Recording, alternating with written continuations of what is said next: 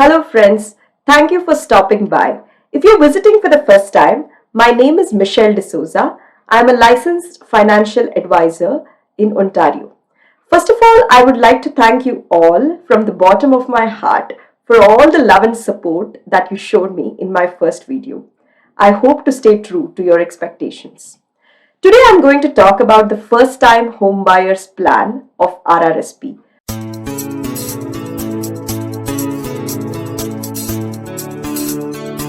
I mentioned this in my last video where I gave you some insights into what RRSP is in Canada.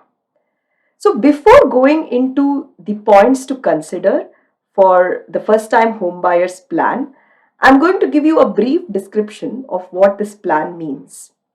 First time homebuyers plan is a provision provided by the Canadian government to its citizens and PR holders or to anyone who invests in an RRSP to be able to withdraw money from their RRSP account for the down payment of their first house.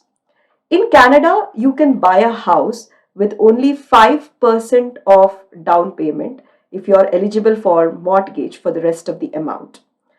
Of course, there is a catch attached with it. You would need to shell out anything from 1.8% to 4% of your mortgage amount in CMHCC insurance in case you choose to do anything less than 20% of down payment. Now, there are pros and cons to choosing CMHCC insurance versus not, and CMHCC and mortgage are two big topics all by themselves, which I'll discuss in some of my later videos. Coming back to the first time homebuyers plan, as I mentioned in the last video, you can always withdraw money from RRSP, but the catch is that you would lose your contribution room permanently once you withdraw, and you also would have the financial institution have withholding taxes on the amount that you withdraw.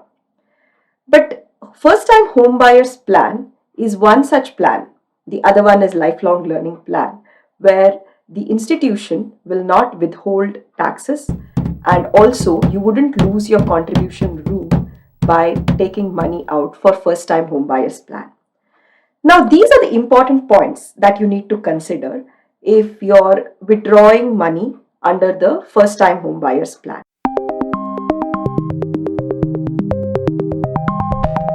Now, the first rule to consider is that if you are part of your employer's group RRSP plan, the most important thing is the matching grant that you can get from an employer cannot be considered under the first time home buyers plan.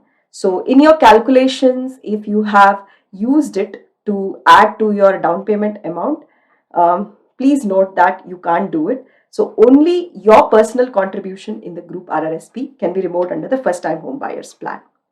Now coming to the second rule,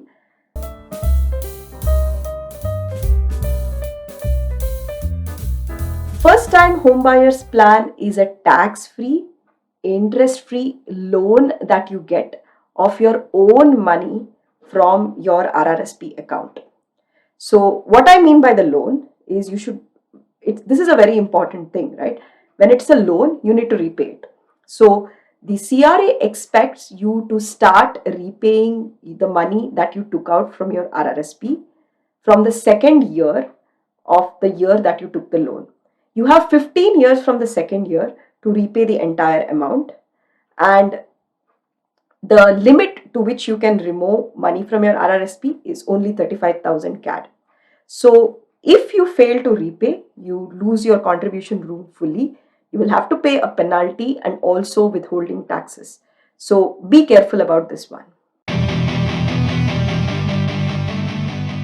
The third most important thing that you have to consider is when you take money out of your RRSP for the first time home buyers plan, you're dipping into your retirement fund for your current home purchase.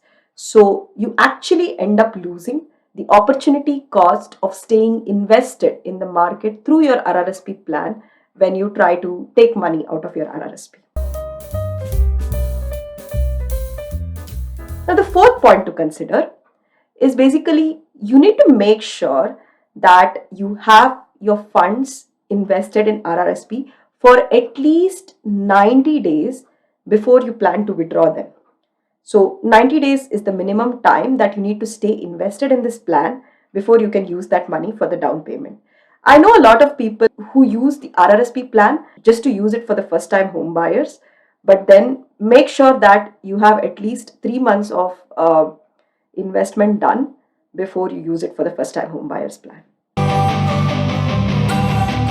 The last point to consider is that many people aren't aware that you can also use your first time home buyers plan for your second or third purchase. Now, of course, there are conditions around this.